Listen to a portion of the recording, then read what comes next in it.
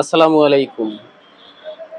দর্শক, জাতি গড়ার কারিগর বাংলাদেশের শিক্ষকগণ, যাদের হাতছানিতে, যাদের পরামর্শে, যাদের শিক্ষা অর্জন করে এদেশের সূর্য সন্তানেরা সুশিক্ষায়, উচ্চশিক্ষায় শিক্ষিত হবেন, সেই খাতটির নাম হলো শিক্ষা খাত।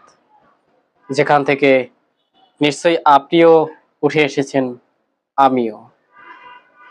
তবে সেই আগেরকার শিক্ষা খাত আর এই বর্তমান শিক্ষা খাত সম্পূর্ণ আমরা ব্যতিক্রম দেখতে পাচ্ছি। আমাদের সময় যে শিক্ষা প্রতিষ্ঠানের শিক্ষা ছিল, বর্তমানের সময় কিন্তু সেই শিক্ষা থেকে বঞ্চিত হচ্ছেন সাধারণ শিক্ষার্থীরা।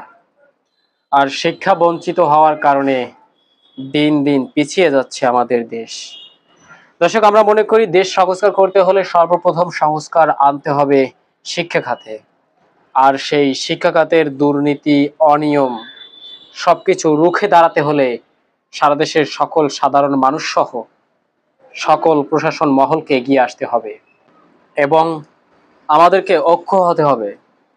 ঐক্যবদ্ধ হয়ে প্রতিটি শিক্ষা প্রতিষ্ঠান দুর্নীতি মুক্ত রাখতে হবে এবং একই সাথে নিয়মতান্ত্রিকভাবে যাতে শিক্ষা প্রতিষ্ঠানে পাঠদান চলে সে ব্যবস্থা করতে হবে।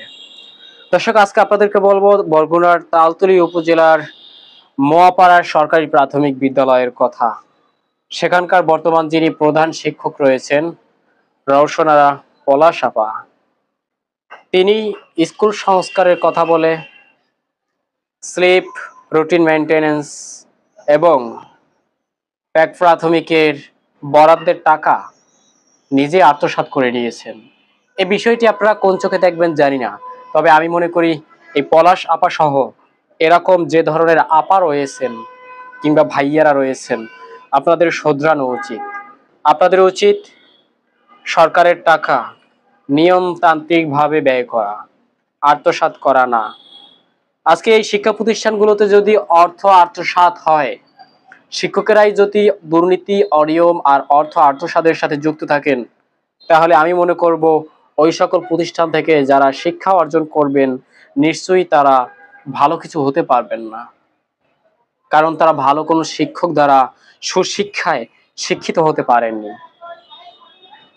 এই রওশন আরা পলাশ আপা, তিনি স্লিপ, রুটিন মেইনটেনেন্স এবং প্যাক প্রাথমিকের যে বরাদ্দ, প্রতিটি বরাদ্দে তিনি ভুয়া ভাউচার তৈরি করেছেন এবং তিনি জাল স্বাক্ষর দিয়ে নিজে প্রোপাইটারের স্থানে স্বাক্ষর করেছেন, যেটা সম্পূর্ণ বেআইনি। একদিকে তিনি রাষ্ট্রীয় কোষাগারের টাকা আত্মসাৎ করেছেন খরচ না করে, অন্যদিকে তিনি জাল স্বাক্ষরের মাধ্যমে ভুয়া ভাউচার তৈরি করে গভর্নমেন্টকে মিথ্যা তথ্য দিয়েছেন। আমি মনে করি এগুলির সুষ্ঠু তদন্ত সাপেক্ষে উপজেলা প্রশাসন যারা রয়েছেন, টিও মহোদয় যিনি রয়েছেন, এছাড়াও ঊর্ধ্বতন যে সকল কর্মকর্তা বৃন্দ রয়েছেন, আপনারা এটিকে সঠিকভাবে তদন্ত সাপেক্ষে এই রওশন আরা পলাশ আপা যদি অনিয়ম করে থাকে, অবশ্যই আপনারা তার বিরুদ্ধে ব্যবস্থা নিতে কার্পণ্য করবেন না। আশা করি আপনারা আমাকে সহযোগিতা করবেন এবং অন্যায়ের বিরুদ্ধে রুখে দাঁড়াবেন। ধন্যবাদ সকলকে।